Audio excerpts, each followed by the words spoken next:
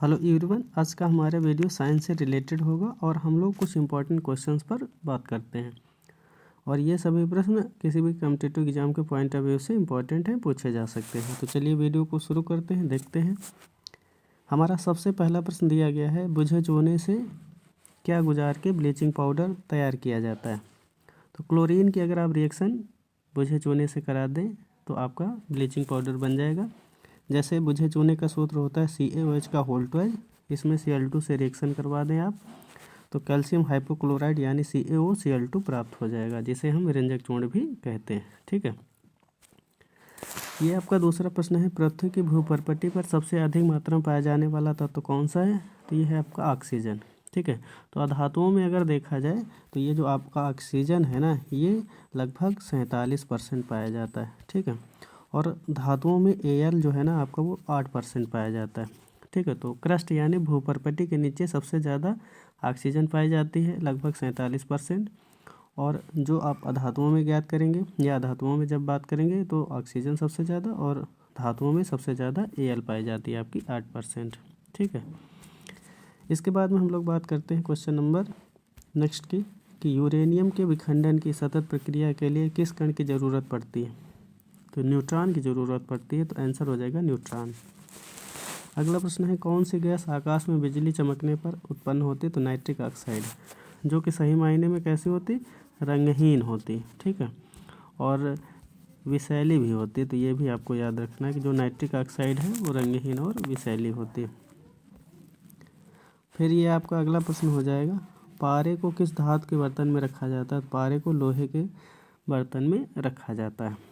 अगला प्रश्न है, ठोस कपूर का वाष्प में बदलना क्या कहलाता है। तो ये ऊर्ध्वपातन कहलाता है, अर्थात सब्लिमेशन। ठीक है, तो सब्लिमेशन एक प्रक्रिया है जिसके तहत जो आपके ठोस होते हैं ना वो सीधे गैसीय अवस्था में बदल जाते हैं।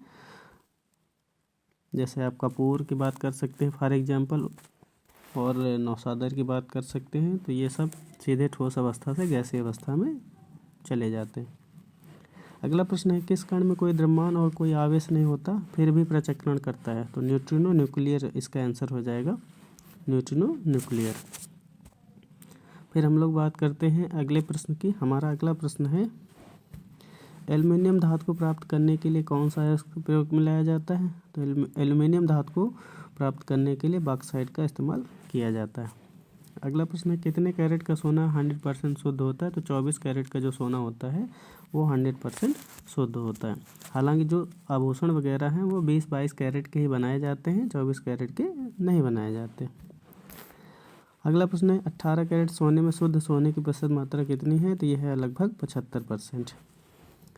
अगला प्रश्न है, अशुद्धियाँ मिलाने पर द्रव के क्वथनांक पर क्या प्रभाव पड़ेगा। तो स्वाभाविक है, बढ़ जाएगा। ठीक है, डेंसिटी बढ़ जाएगी, क्योंकि किसी भी चीज़ को किसी चीज़ में आप डिजॉल्व करेंगे तो उसमें क्या होगा, गाढ़ापन आएगा, अर्थात वहाँ पर अणुओं की या कणों की डेंसिटी बढ़ेगी। तो बॉइलिंग पॉइंट हो चाहे मेल्टिंग पॉइंट हो आसानी से इंक्रीज हो जाएगा, मतलब बढ़ जाएगा। ठीक है, हमारा अगला प्रश्न है, खाना पकाने वाली LPG गैस सिलेंडर में सुरक्षा दृष्टि से कौन सी गंध मिलाई जाती है। दरअसल जो LPG होती है ना वो आपका प्रोपेन और ब्यूटेन का मिश्रण होता है, प्रोपेन प्लस ब्यूटेन का मिश्रण होता है। ठीक है, और ये प्रोपेन और ब्यूटेन इनफैक्ट क्या होती हैं, रंगहीन गंधहीन गैसें हैं। तो उसमें गंध को उत्पन्न करने के लिए मरकैप्टेन का इस्तेमाल कर दिया जाता है। तो मरकैप्टेन की वजह से LPG में स्मेल आती रहती है। हमारा अगला प्रश्न हो जाएगा, सभी हीलियम को छोड़कर अक्रिय गैसों के बाह्य कक्षा में कितने इलेक्ट्रॉन होते हैं। तो दोस्तों 8 इलेक्ट्रॉन होते हैं। ठीक है, यानी हीलियम के बाह्यतम कक्षा में 2 इलेक्ट्रॉन होते हैं, बाकी जो भी आपकी अक्रिय गैसें हैं जैसे नियान हो गई, आर्गन, ठीक है, क्रिप्टॉन, जिनान, रेडान, इनके बाह्यतम कक्षा में 8 इलेक्ट्रॉन होते हैं। तो ये आपको बताना।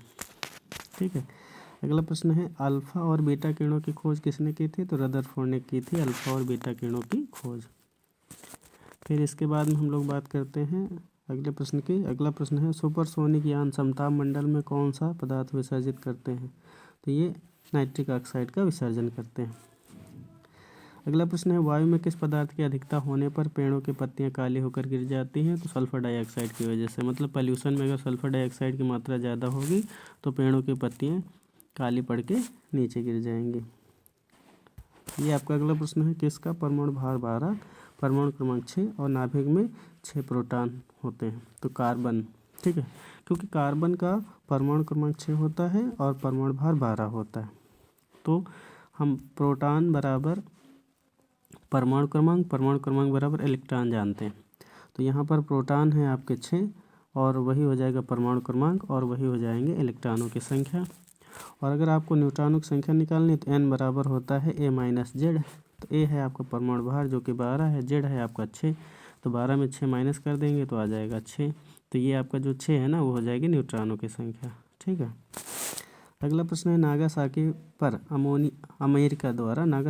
अमेरिका द्वारा गिराए गए परमाणु बम में किस पदार्थ का प्रयोग किया गया था? तो प्लूटोनियम का प्रयोग किया गया था। इसके बाद में हम लोग बात करते हैं अगले प्रश्न की। हमारा अगला प्रश्न है, किस प्रक्रिया द्वारा समुद्री जल से शुद्ध जल प्राप्त किया जाता है? तो आसवन प्रक्रिया के द्वारा समुद्री जल से शुद्ध जल प्राप्त किया जाता है। अगला प्रश्न है, नाइट्रोजन के वायुमंडल में फ्लैश बल्बों में किस का तार रखा जाता है? नाइट्रोजन के वायुमंडल में फ्लैश बल्बों में किस का तार रखा जाता है? तो मैग्नीशियम का तार रखा जाता है, यानी कि Mg की बात करेंगे यहाँ पर। इसके बाद में ये आपका अगला प्रश्न है, ग्लूकोज को अल्कोहल में कौन सा एंजाइम परिवर्तित करता है? तो जाइमेज एंजाइम परिवर्तित करता है, ठीक है। सुक्रोज को ग्लूकोज और फ्रक्टोज में इन्वर्टेज एंजाइम परिवर्तित करता है और ग्लूकोज को अल्कोहल में जाइमेज एंजाइम परिवर्तित करता है। अगला प्रश्न है, किस पदार्थ का प्रयोग भारी मशीनों में स्नेहक के रूप में किया जाता है? ग्रेफाइट का इस्तेमाल किया जाता है। तो आंसर हो जाएगा आपका ग्रेफाइट। ये आपका अगला प्रश्न हो जाएगा, नाभिकीय रिएक्टर में ईंधन का काम कौन सा पदार्थ करता है? तो यूरेनियम करता है नाभिकीय रिएक्टर में ईंधन का काम। अगला प्रश्न है, भविष्य का ईंधन किस गैस को कहा जाता है? तो हाइड्रोजन गैस को भविष्य का ईंधन कहा जाता है, क्योंकि आने वाले समय में हाइड्रोजन को ईंधन के तौर पर या हाइड्रोजन गैस को ईंधन के तौर पर इस्तेमाल किया जाएगा। अगला प्रश्न है, हीरे की खनिजीय बनावट किस प्रकार की होती है? या हीरे की खनिजीय बनावट किस प्रकार की होती है? तो कार्बन, यानी कि ये थोड़ा सा क्वेश्चन हमें डाउटफुल लग रहा है, इसको छोड़ देते हैं। यहाँ पर अगला प्रश्न देखते हैं, पृथ्वी के गर्भ में दूसरा सबसे ज़्यादा पाया जाने वाला धातु, ठीक है। तो ये आपका थोड़ा सा आंसर गलत है, क्योंकि यहाँ पर आपका SI हो जाएगा। SI पाया जाता है 26% और ऑक्सीजन पाई जाती है 47%, ठीक है। तो ऑक्सीजन एलिमेंट सबसे ज़्यादा पाया जाता है, इसके बाद में सिलिकॉन 26% और इसके बाद में धातुओं में Al पाया जाता है आपका लगभग 8%, ठीक है। Fe पाया जाता है 4% और इसके बाद में अगर हम बात करें कैल्शियम की, तो कैल्शियम पाया जाता है 2% और सोडियम और हाइड्रोजन ये लगभग पाए जाते हैं 1%। तो ये आपको याद रखना। तो ये आपका थोड़ा सा क्वेश्चन गलत है।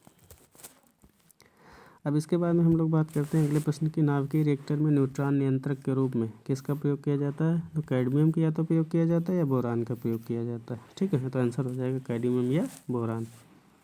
ये आपका अगला प्रश्न हो जाएगा, फोटोग्राफी कांच में किसकी उपस्थिति के कारण काला रंग होता है? तो रजत ब्रोमाइड, यानी कि सिल्वर ब्रोमाइड AgBr की उपस्थिति में सिल्वर दर्पण बनता है, जिसे हम रजत दर्पण भी कहते हैं। ये आपका अगला प्रश्न हो जाएगा, किस समस्थानिक का उपयोग रेडियोएक्टिव वायु आंकन में चट्टानों की आयु ज्ञात करने के लिए किया जाता है? तो यूरेनियम का उपयोग किया जाता है, ठीक है। इसके बाद में हम लोग बात करते हैं अगले प्रश्न की। ये हो जाएगा आपका अगला प्रश्न, यह सर्वप्रथम किसने बताया था कि हाइड्रोजन सभी अम्लों का एक और आवश्यक अवयव है? तो डेवी ने बताया था ये, ठीक है। तो दोस्तों आज की वीडियो हम लोगों ने साइंस के कई सारे इम्पॉर्टेंट क्वेश्चन पर डिस्कस किया और ये सभी प्रश्न किसी भी कंपटीशन के पॉइंट ऑफ व्यू से अगर देखा जाए तो पूछे जा सकते हैं। तो आपको इनका रिवीजन कर लेना है, आने वाले एग्ज़ाम्स में पूछे जा सकते हैं। तो आज की वीडियो में बस इतना ही, फिर मिलते हैं किसी नए टॉपिक के साथ। तब तक के लिए थैंक यू वेरी मच।